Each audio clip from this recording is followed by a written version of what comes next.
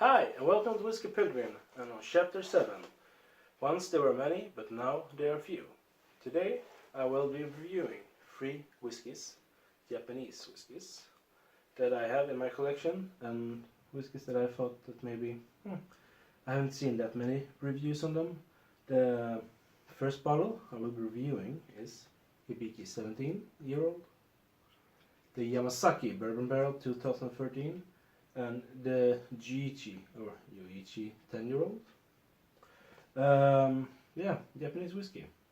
Interesting stuff. When I started drinking whiskeys, and and all those things that happened when I started collecting and buying whiskeys and all that, the interest that I had in the beginning.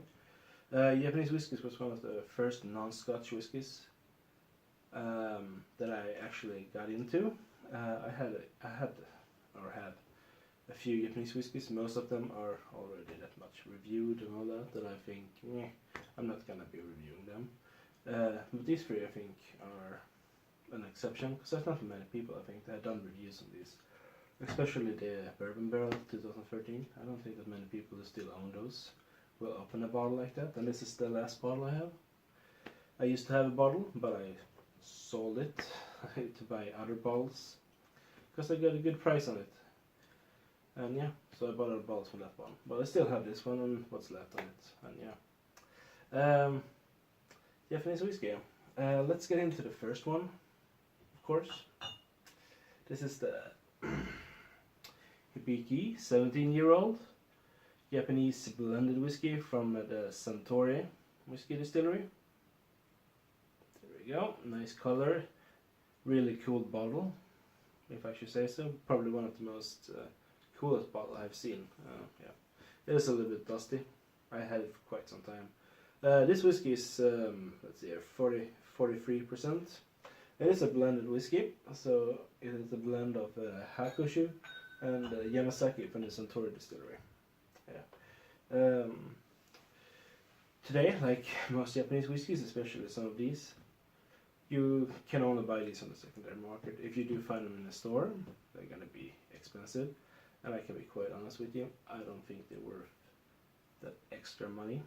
That's my view. They're good whiskies, nothing harsh or mean or anything against them. It's just that I don't think they are worth the secondary market prices, even though I did sell one, of course. But I didn't sell it for as much as I could. So yeah, let's get into the Hibiki 17-year-old first. I don't know what kind of cask they have used on this one actually. I tried to find, but I couldn't. But when you do smell it, there is some syrupy toffee on it. Oh.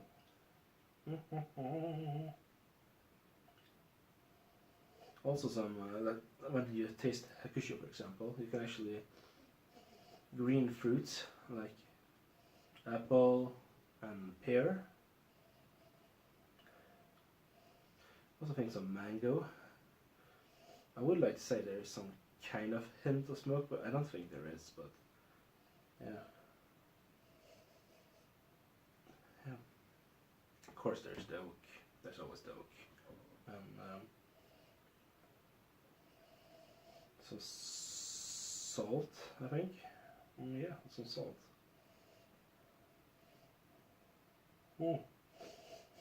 Yeah, that's what I can get on the nose at least.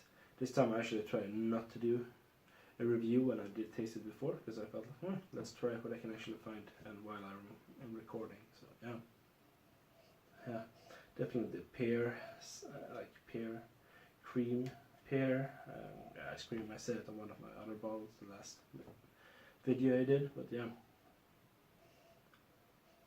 Yeah, definitely pear, apple, yeah, toffee, caramel, salt, oak.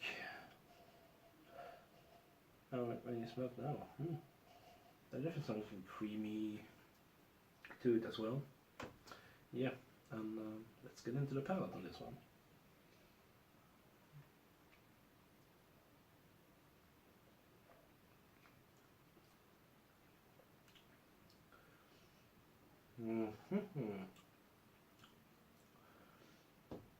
Yeah, This is a good whiskey. It is a really good whiskey. If you get your chance to try one at a friend's house or a local pub or a tasting, then do that, seriously, with all these bottles. But I wouldn't recommend you to buy them at the secondary market, because they're not worth that price, in my opinion. Definitely some, not spicy, but I think like, should I call this, cinnamon, I would say.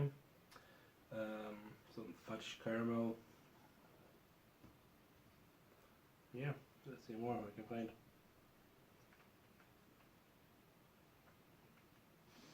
And of course, some kind of fruit. Yeah, some kind of pear apple. Yeah, definitely. And there's some hint of peat I can find in there. Just a little bit, little tone of it, or just a little thing in the back. It could be because there's a hakushu, or hakushu, I'm pronouncing it wrong anyway. Yeah, nice. I will not be drinking all of them at once, because then I will have a bad time. Don't drink too much, but I will be drinking them up when I'm editing and that will take some hours. Yeah. Now, going to the maybe a little bit more special bottle I have in my review here. I don't know how many people have seen this bottle. It is part of their series they did, like 2 or 3 years. Cask maturations and that. This is the Yamazaki Bourbon Barrel 2014. It is 48% alcohol. I've seen some place there's like 48.2% alcohol or ABV. I don't have that one, I just only have this one. It is not filtered, it says. Yeah, I have no idea how old this whiskey is. At least I know it's 4 years old, but yeah, I have no idea how old it really is. Here we go. There we have some color on the bottle, and yeah, the label.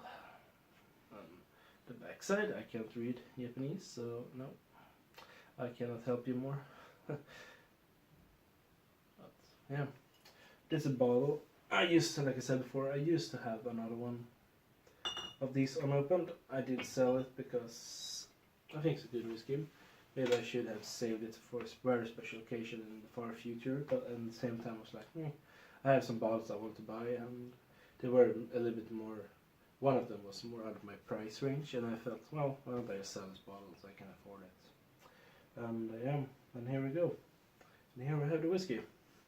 So, you know, it's in the bourbon barrel, so you already know what kind of, some notes like the vanilla you're gonna get, for example, floral vanilla. Yeah, let's get to this one on the nose.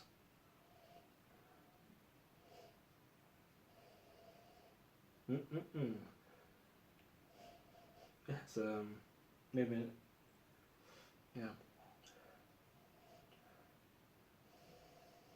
There's the vanilla, of course, very typical bourbon.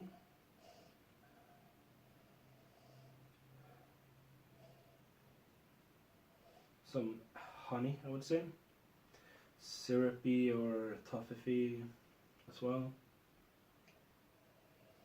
It is really sweet on the nose, actually. Yeah.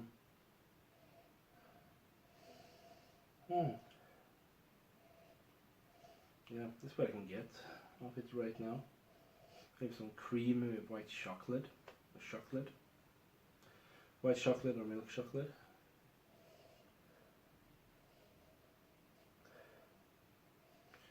I don't know if I'm wrong here, but it smells a little bit like salt peanuts. Oh, yeah, I could be wrong there, but that's what I'm getting. Yeah, so now into the nose.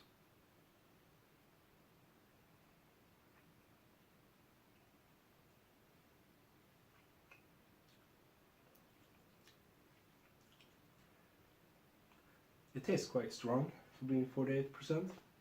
I'm used to whiskeys that are over 50%, so this one is quite powerful in the alcohol, I think. This is a little bit shame. But you do get that vanilla, creamy, maybe white milk chocolatey. syrupy, yeah, milky chocolate.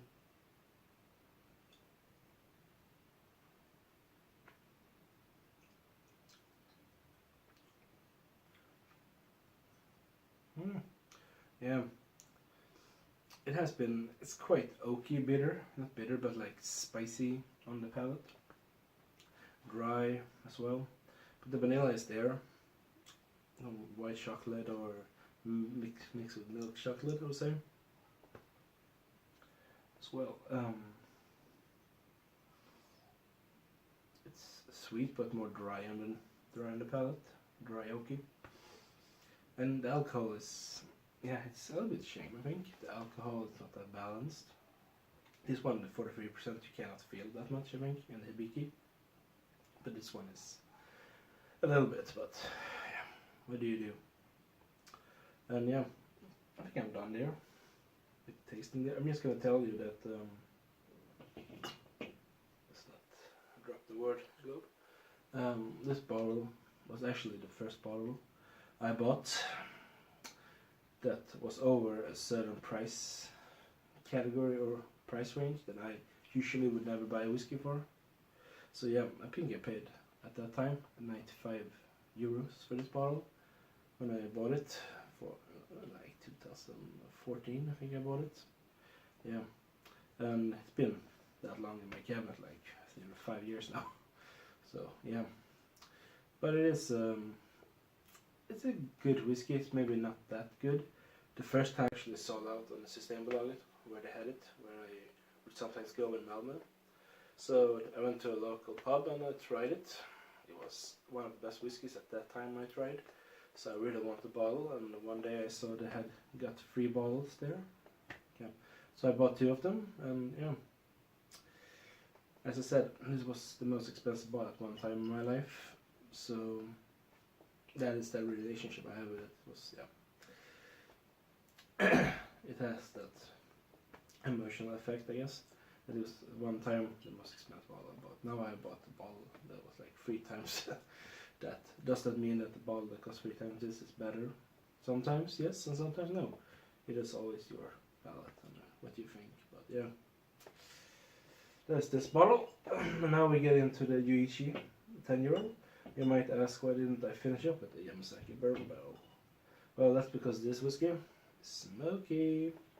And I can tell right now, if you've been to whiskey tasting like I've been, when they started out with the smoky whiskey, and later on I went with 4 other whiskies when they had 5 in this tasting.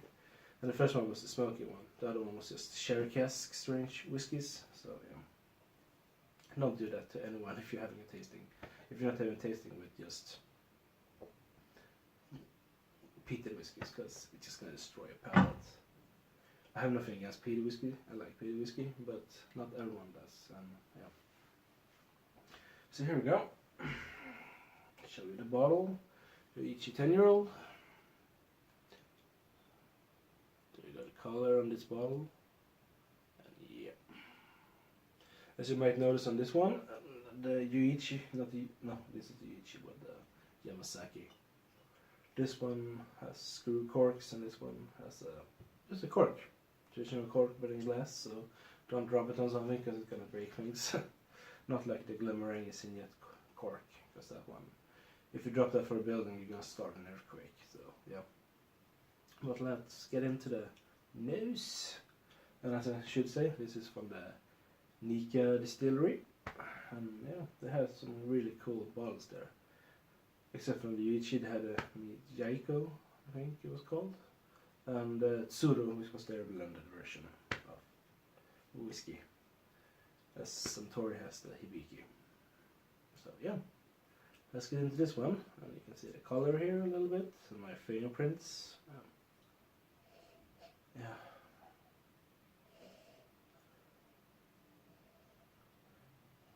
Of course there's some peat to this one. I would say some seaweed and sweet. Smoky honey, maybe Manuka honey. Yeah, there's some honey and seaweed, I think. A little smoke coastal there. Now it's been sitting there for some time and breeding, and has some open up a little bit because of the air. So the smoke is not really that big as it is usually, but there is some smoke to it. Syrupy, oaky wood smell. Yeah. So as well. Yeah, fantastic nose. Let's get into the palate. Cheers, skål, slantema, prost, and wherever you come from, yes, cheers.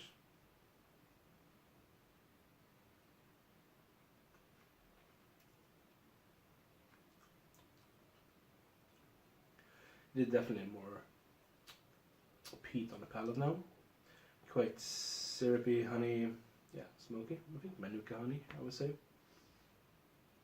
The oak, dry oakiness in the background as well. I don't know, there's some fruit in there.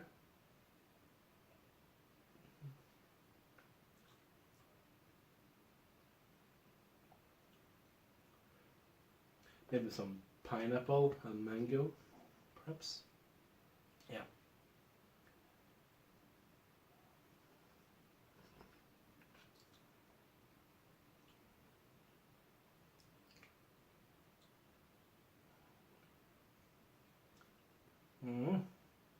This one is really good. If I should be honest, if there's one of these three that I should say is the most tastiest one, it's this one, the Yoichi 10-year-old. If you ever get a chance to try this one, please do it. It's such a good whiskey, and it's a shame it's discontinued like all these three bottles. One of them, like the Yamazaki Bourbon barrel, it was a limited run, so you have to take it what it is, because the limited bottles are always going to be limited, but when it's a core range like the Hibiki 17-year-old, it's a shame when you discontinue them, just because of the high demand. But I understand it, because high demand is going to make you pull the plug on some great stuff. Like this one. Seriously. If you ever get the chance, I highly recommend this whiskey to try. At least the Yoichi 10-year-old. It is the best Japanese whiskey I have in my collection, actually. Because it is such a great whiskey. It is really. And yeah, it's a shame it's discontinued. If you want to buy it, you have to pay, what, I guess, between 3 times, 4 times, maybe 5 and 6 times as much money for it as I did the first time. I think I paid like, could have been 55 euros for this bottle when it came out 2014. Or when I started drinking Japanese whiskey, 2014, yeah.